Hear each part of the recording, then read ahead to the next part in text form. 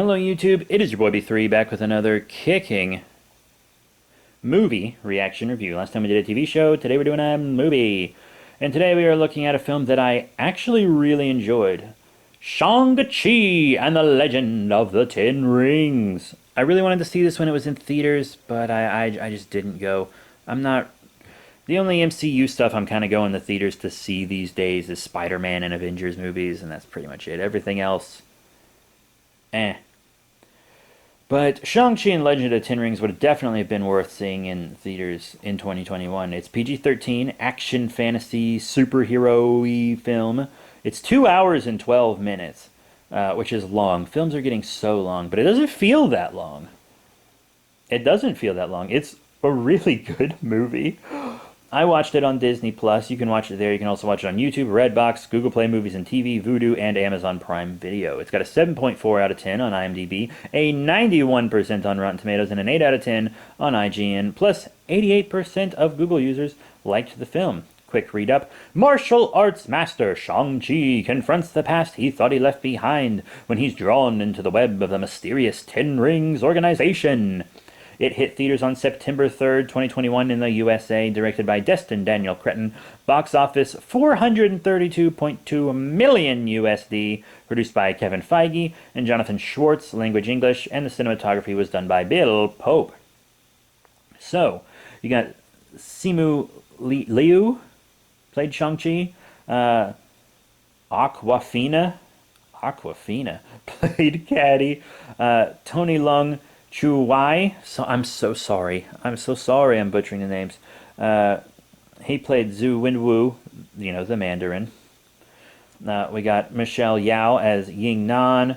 We got all kinds of great stuff here. Benedict Wong played Wong, of course. And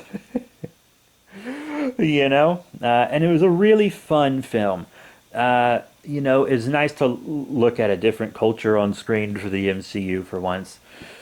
And it really played out more like a fantasy martial arts film than it did a superhero movie. It really, like, the superhero stuff is kind of around them, but it feels more like a magical martial artsy thing. And that's good. I did point out a while back that the MCU is kind of trying to adapt different genres. Like, they're trying to make new genres out of their movies.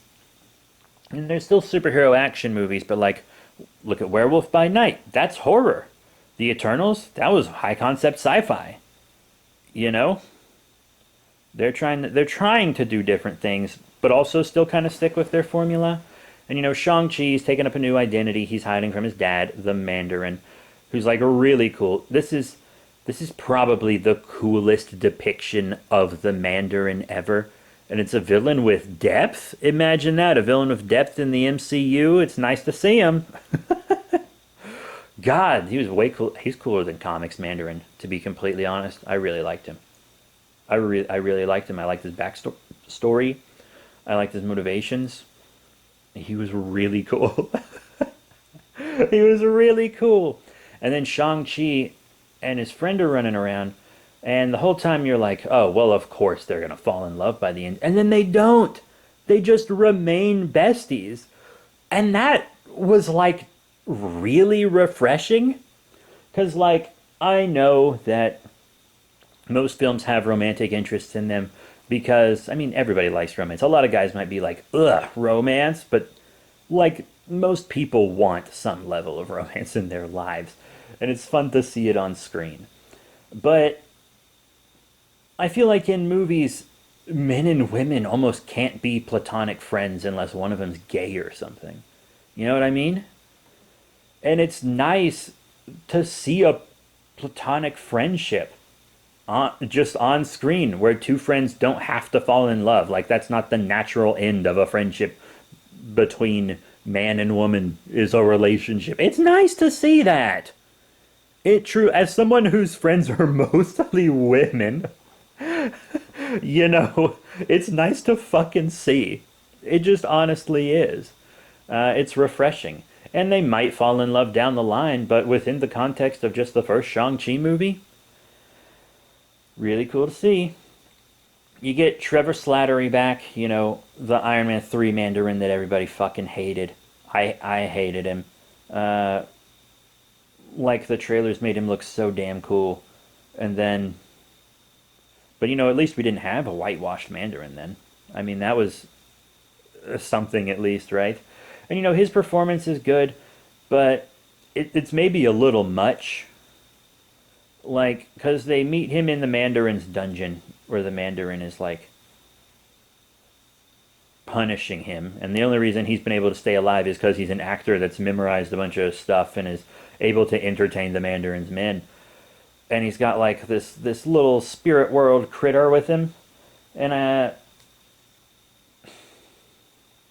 I feel like maybe him giving them directions to the village and the critter going with him, the critter can give him directions, and maybe he sacrifices himself to help him. That would have been better than having him tag along for the entire rest of the movie. Because, like, you know, I think comedic relief is important and stuff, but sometimes Marvel can have too much of it.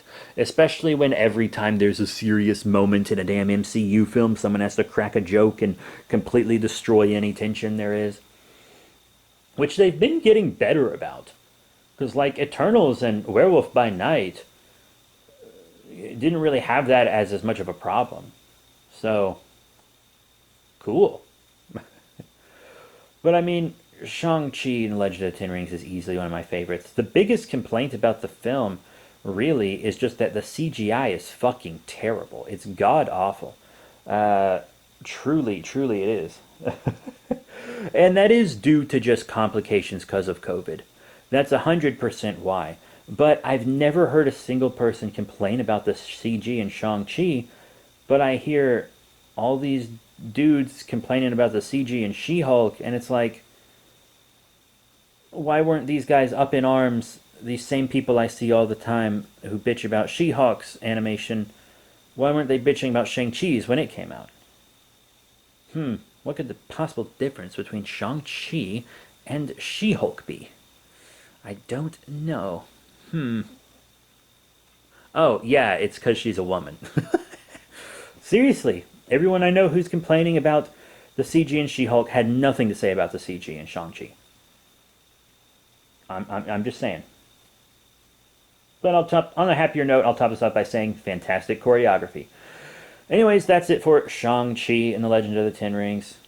Awesome film, one of the better MCU films. I really liked it. I hope to see more of the character, and it does seem like we are going to see more of the character. I like seeing Wong in it. Wong has just become like a riot. Whenever Wong appears, I'm like, hell yeah, it's fucking Wong, dude.